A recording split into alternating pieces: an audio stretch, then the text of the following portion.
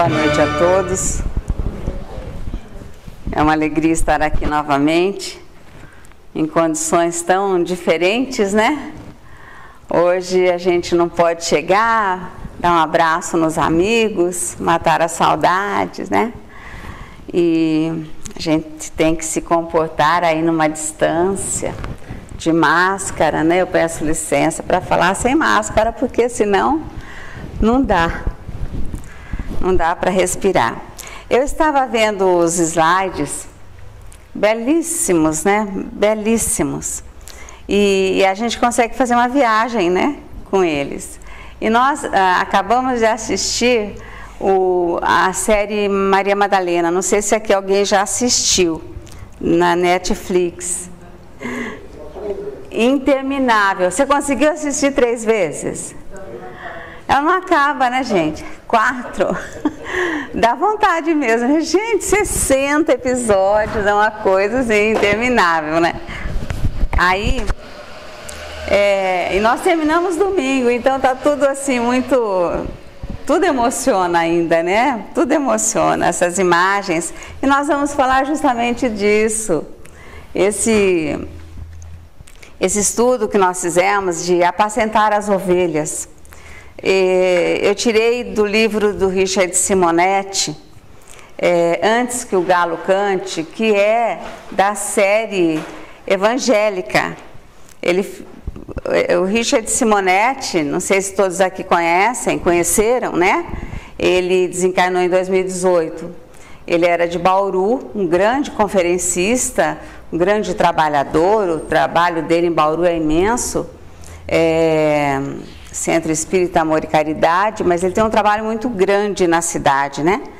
E ele escreveu muitas obras, e as obras dele são simples, fáceis, alcançam o entendimento, o coração, com muita simplicidade. E ele fez uma série evangélica, né? Uma série toda do Evangelho de Jesus. E nessa, Antes que o Galo Cante, tem uma narrativa de João. E em João 21, ele conta que Jesus teria servido um jantarzinho, uma refeição, eles chamam de uma refeição na casa para os apóstolos, né? Para os seus discípulos. E depois dessa refeição, ele começa a conversar com Pedro. E ele pergunta assim para Pedro, Simão, ele chamava o Pedro de Simão, né? Simão, filho de Jonas, tu me amas? Simão, filho de Jonas, era a forma com que eles falavam. Eles chamavam as pessoas assim, fulano, filho de. Era sempre o pai a referência. Tu me amas? Sim, Senhor, Pedro responde, tu sabes que te amo. Apacenta as minhas ovelhas. Apacentar aqui é no sentido de cuidar. Ele dá uma pausa e pergunta de novo. Simão, filho de Jonas, tu me amas? Senhor, tu sabes que te amo. Apacenta as minhas ovelhas. Jesus dá mais um tempo, dá mais um intervalo. E pergunta mais uma vez, e da mesma forma, Simão, filho de Jonas, tu me amas? Nesse momento, o apóstolo já estava triste, estava aborrecido, porque dava a impressão que Jesus precisava de uma autenticação do sentimento de amor de Pedro por ele. Porque, na verdade, todos sabiam que Jesus sabia que todos o amavam. E parece que ele queria um certificado de fidelidade. Senhor, conhece todas as coisas, sabes que te amo. Apacenta as minhas ovelhas. Quando ele insiste dessa forma, não só o Simão, como os outros companheiros, ficaram assim um pouco intrigados, né? com a forma com que Jesus insistiu na pergunta. Mas, na verdade, o que Jesus queria ali, naquele momento, ele sabia sim que Pedro o amava. E ele tinha uma confiança em Pedro, ele tinha depositado todas as suas fichas em Pedro. Ele dizia que Pedro seria a pedra sobre onde ele construiria a sua igreja. Porque Pedro, naquela simplicidade, naquela rudeza, que ele era um homem rude. Aliás, Pedro é uma figura bem interessante, né? Ele é bem marrento, né? Ele é teimoso, né? Ele tem uma personalidade forte. E aí, ele amava o Cristo de uma forma tão doce, né? Ao mesmo tempo que ele era tão rude, tão bruto às vezes nas respostas, na forma de falar, de agir, ele tinha um amor imenso pelo Cristo, né? E era certo que Jesus sabia desse amor, mas o que Jesus sabia e eles não, era que eles precisavam que esse amor fosse tão sólido, porque a tarefa que eles iriam abraçar lá na frente precisava que eles estivessem transbordando esse amor. Ele tinha que ser muito verdadeiro, porque quando Jesus fala com Pedro, ele fala com todos os seus discípulos e fala com toda a comunidade cristã. Ele fala conosco da mesma forma, no mesmo momento. Tu me amas o suficiente para trabalhar em meu nome? Porque o que eles teriam que passar a partir do momento que eles assumissem o trabalho pelo Cristo, só o Cristo sabia. As dificuldades, as lutas, as perseguições que eles teriam que passar. E se eles não tivessem um amor muito sólido pelo Cristo e pelos seus ensinamentos, eles não suportariam. Tanto é que quando Jesus reúne os seus homens e pede para que ele... se abre para mim, Bito. Ele reúne os seus homens e fala assim: eu quero que cada um de vocês tome um rumo, tá duro, né? Tome um rumo diferente e leve a boa nova para a humanidade. Obrigada. Leve a boa nova para a humanidade.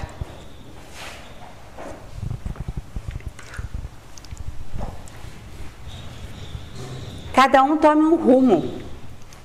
Até na série ele fala assim: eu quero que cada um vá para um canto da Galileia e leve o nosso evangelho. Mas na verdade o evangelho do Cristo chegou até nós porque eles foram mesmo para todos os cantos levarem os ensinamentos de Jesus. E eles, quando Jesus fez essa proposta, eu quero que cada um tome um rumo diferente e leve a boa nova para a humanidade. A boa nova eram as boas notícias do Evangelho, que são as boas notícias até hoje. São as melhores notícias que nós temos todos os dias. Eles ficaram muito assustados. Eles ficaram inseguros, naturalmente inseguros. E começaram a fazer perguntas para Jesus, né? Ah, Senhor, mas e se acontecer isso? E se acontecer tal coisa? E se nós formos perseguidos? E se nós formos atacados? E se não nos aceitarem? Foram fazendo perguntas para o Cristo e o Cristo respondendo a todas. Até que em um determinado ponto, um deles perguntou assim: mas Senhor, e se quiserem nos prender, se quiserem nos torturar, enfim, perguntas e todas as perguntas, e nessa pergunta mais forte, Jesus responde assim: em todos os momentos, vocês deverão buscar a inspiração do alto.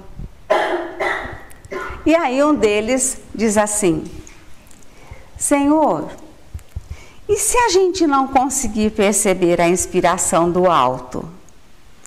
Aí Jesus arrebenta numa resposta belíssima, dizendo assim: aí vocês vão precisar higienizar os vasos dos vossos corações. Ele chama o nosso coração de vaso. E o que é higienizar os vasos dos nossos corações? É ir tirando os pensamentos negativos, os sentimentos negativos e colocando bons pensamentos e bons sentimentos. É como se a gente pegasse um copo de água suja e fosse pingando água limpa. Bons pensamentos, bons sentimentos, boas atitudes, bons pensamentos, bons sentimentos, boas atitudes. E aí a gente ia fazendo a nossa tão sonhada transformação interior, tão sonhada quanto difícil. E a gente vai transformando essa água suja em água limpa. A água suja vai transbordando, porque nós vamos pingando, pingando, pingando, e vai ficar só a água limpa. É isso que ele quer dizer quando devemos higienizar os vasos dos nossos corações.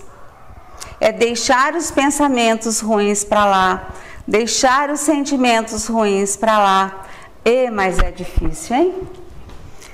A gente sabe que é difícil.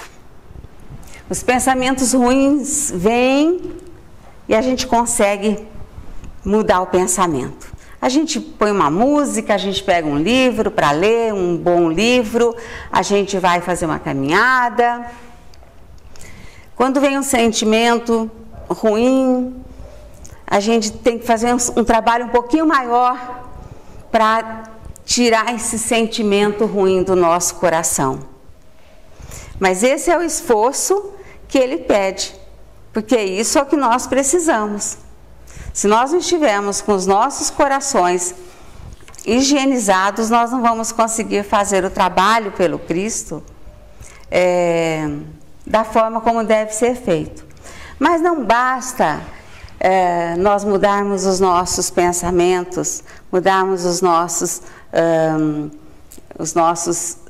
pensamentos, as nossas atitudes, mas nós temos que mudar os nossos sentimentos.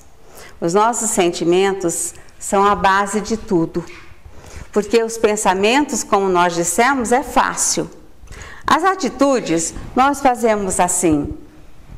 A gente se comporta bem na casa espírita, como impõe a regra de boa educação e respeito.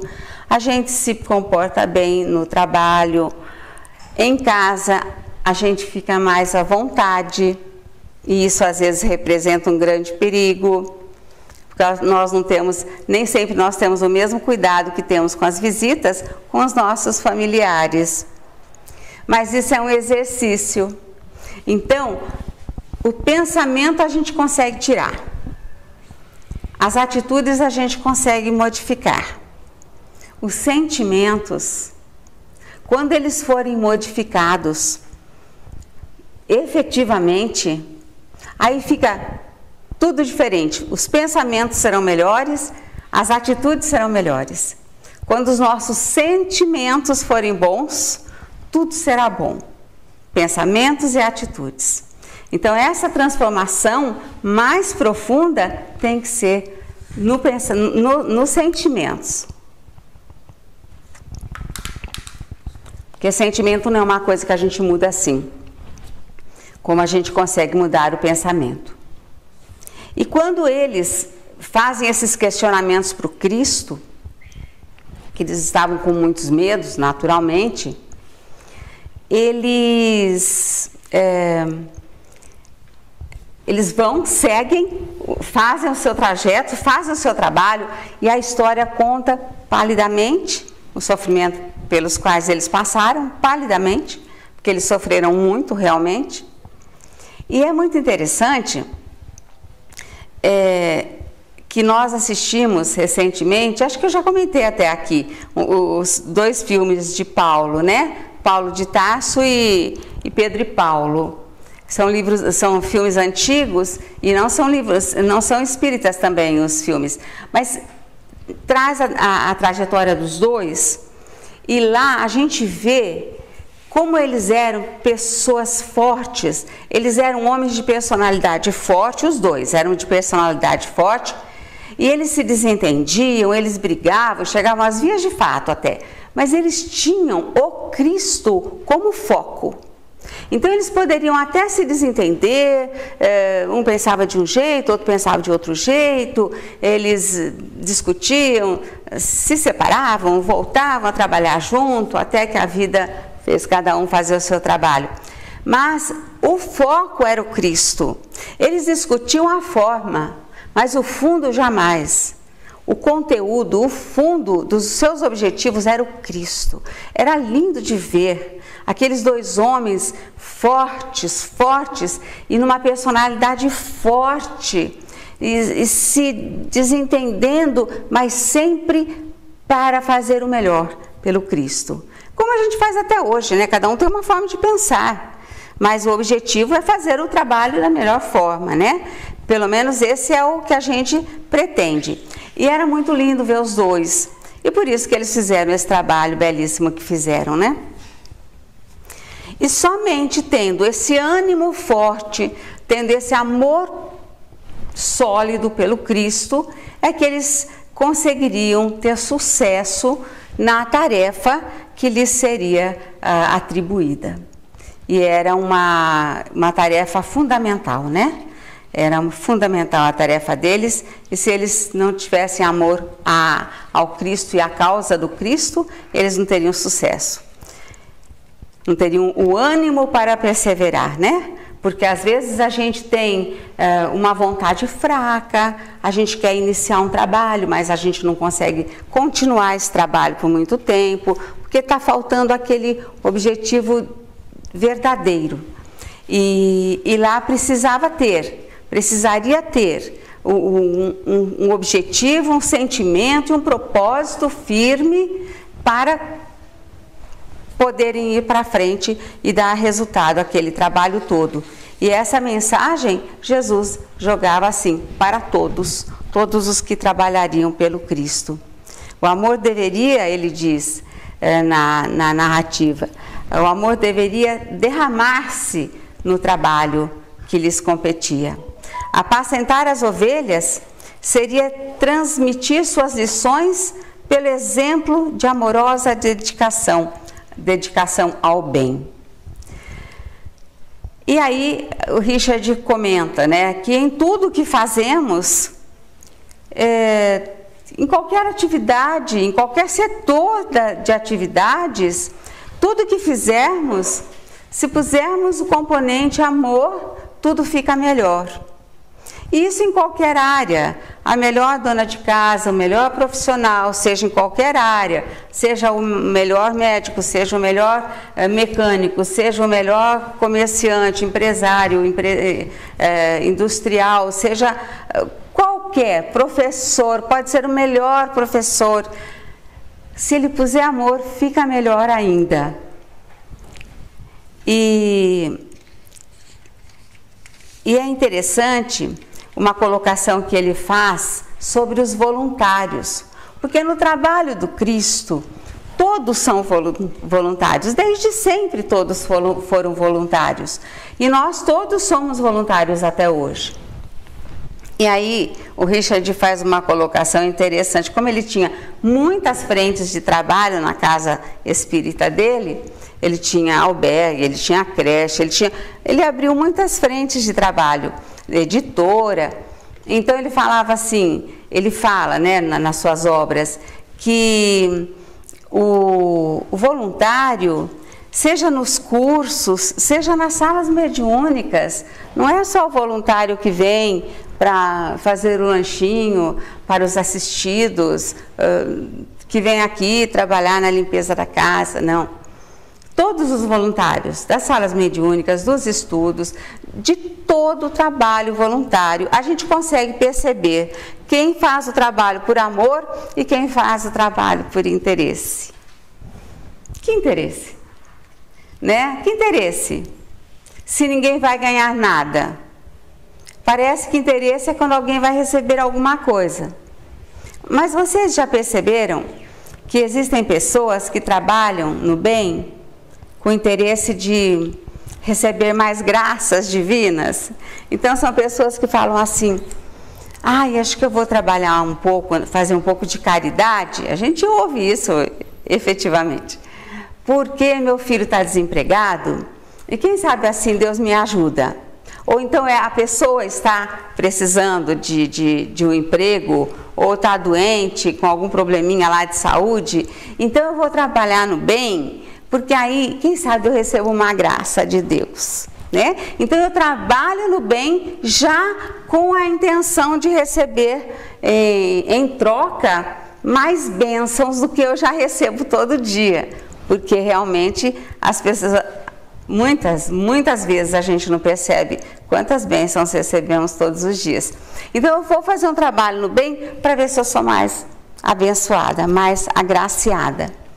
Já aqueles que trabalham por amor, eles vão e eles se desdobram em trabalho, em amor, na sua função, nas funções que precisarem dele, ele está sempre pronto.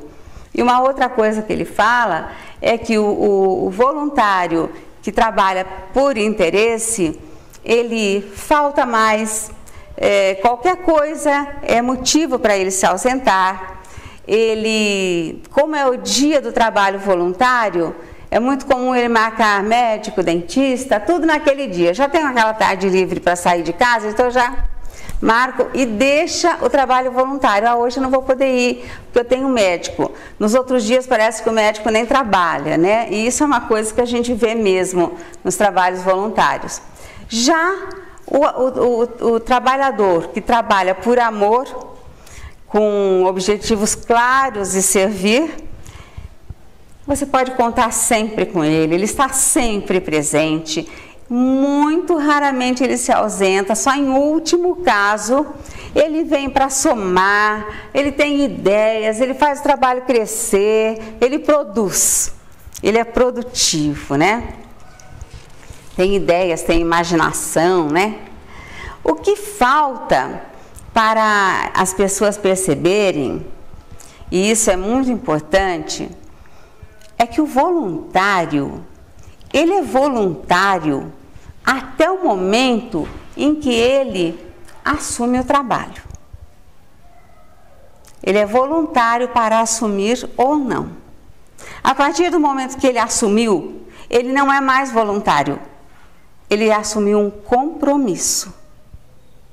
E isso parece que não é muito compreendido. As pessoas usam o voluntariado como uma forma até de se expor como uma benemerência. Olha, eu faço um trabalho voluntário, mas eu vou quando dá, né? Na verdade é isso. E era isso que o Cristo esperava dos seus discípulos, que eles tivessem essa firmeza de propósitos. A partir do momento que eles assumissem, que eles não fossem largar aquele trabalho por qualquer coisa. Porque ele dizia muito claramente que da fé e da disposição e da boa vontade e do amor dos seus discípulos dependia a continuidade do trabalho.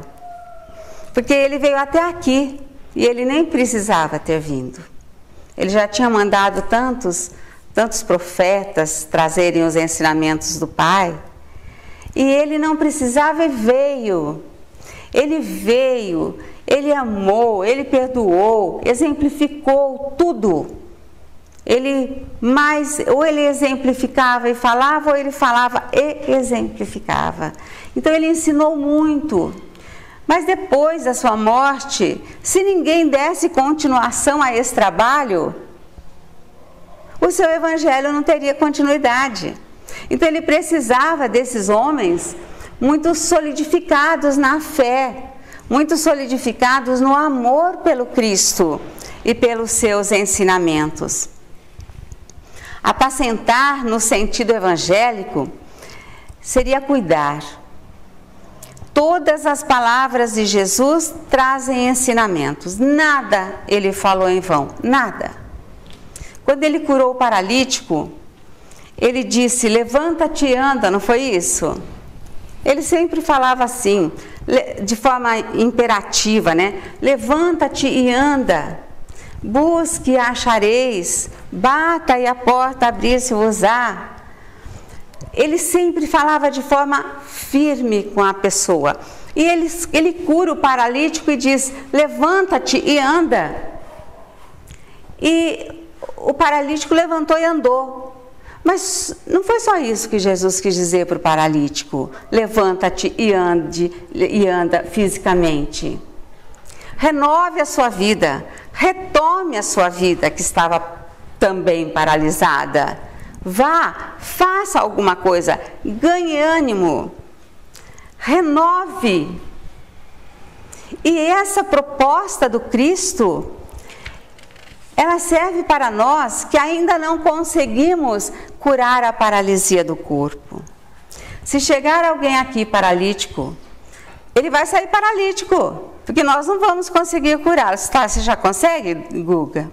Não, né? Então, a gente ainda não consegue curar a paralisia do corpo, mas a gente já consegue curar a paralisia da alma. Isso a gente consegue. E a gente consegue levantando o ânimo de alguém, acerenando aquele coração sofrido, aquela mente em estado de ansiedade. Sabe aquela pessoa amiga, parente ou desconhecida que te manda uma mensagem?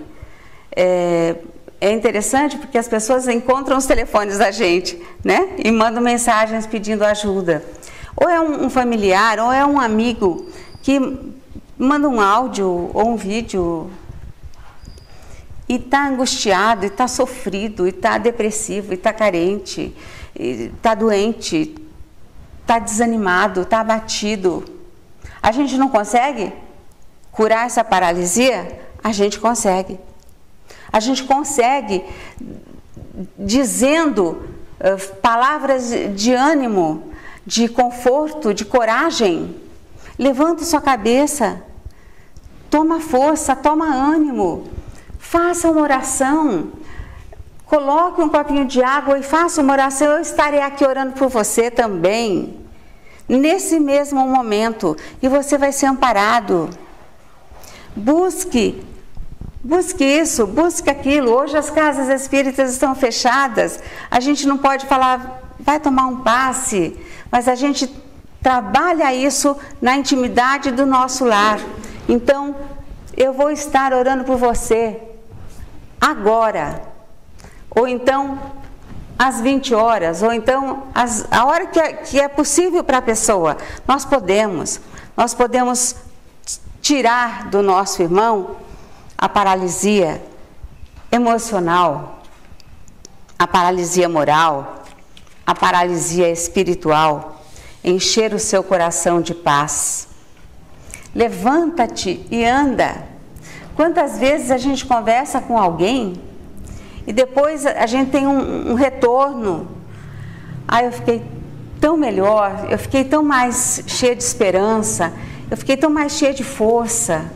Porque a gente tem condição de indicar um livro, de indicar uma leitura, de mensagens que elevam, mensagens simples, né? Porque nesse momento a gente tem que pensar na simplicidade da mensagem que eleva o coração, que eleva o pensamento, e falar para ela com doçura, com amor mesmo.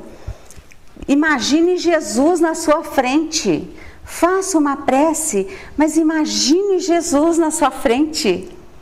A gente falando assim, com firmeza, com a firmeza do amor e da fé, a pessoa sente que aquilo é verdade. E ela vai conseguir mentalizar Jesus na sua frente. E aquela aguinha vai fazer com que ela fique mais calma, mais serena. E ela vai conseguir fazer uma prece que vai encher o coração dela de esperança. E amanhã de novo, e amanhã de novo. E isso nós podemos fazer. Esse é um trabalho que todos podemos fazer. E a gente não pode esquecer que o Cristo, ele se comprometeu com o Pai quando disse que de todas as ovelhas que o Pai lhe confiou, nenhuma se perderia, que ele estaria com cada uma até o final. E quem são essas ovelhas, né?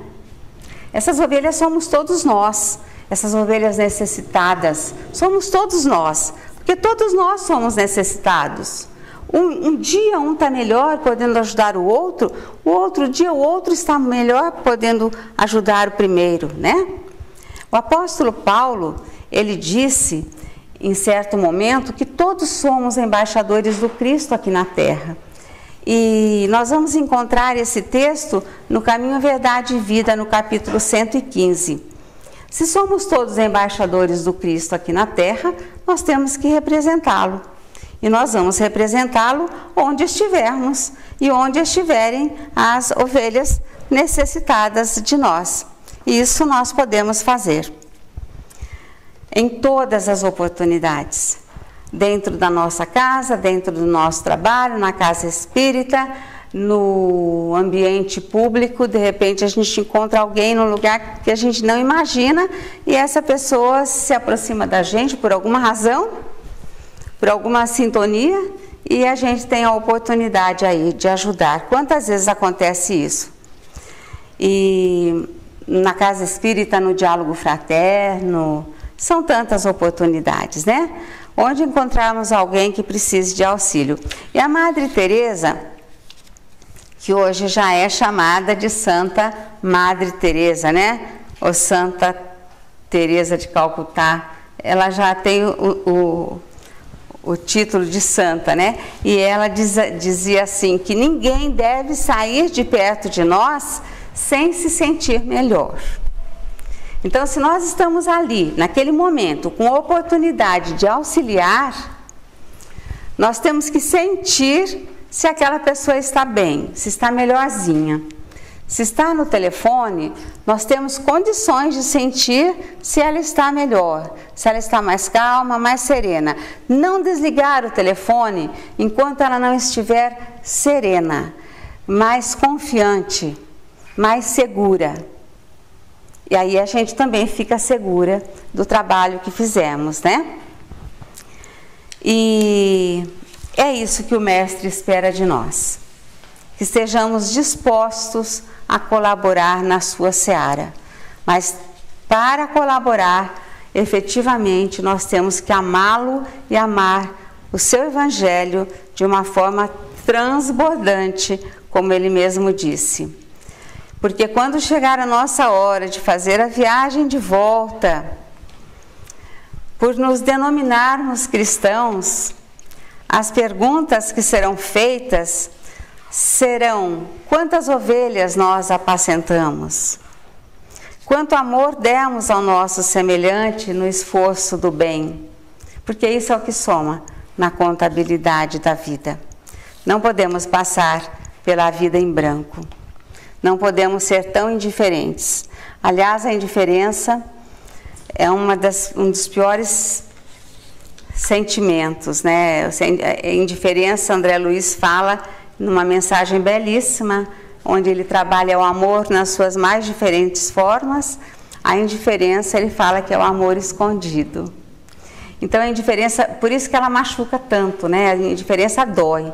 Nós não podemos ser indiferentes, porque nós estamos aqui todos juntos, somos todos um só rebanho, e somos rebanhos de um mesmo pastor, e esse pastor é o Cristo. Muita paz a todos, muito obrigada.